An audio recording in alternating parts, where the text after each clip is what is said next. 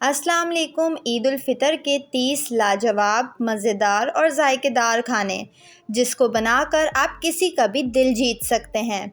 बिरयानी, चपली कबाब, chicken कढ़ाई गोश्त, chicken korma, shami kebab, अचार गोश्त, चिकन चाउमीन, ढाका चिकन, शीर खोरमा, मीठे में खीर, रस मलाई, नरगिसी कोफ्ते, चिकन पकोड़े आप शाम के वक्त भी बना सकते हैं। बारबेक्यू, चाइनीज़ राइस, हलीम, मीठा चावलों का जर्दा, चिकन बारबेक्यू मंदी, निहारी, मीठी सवैयाँ, सीख कबाब, अचारी बिरयानी, चिकन रेशमी पनीर हांडी।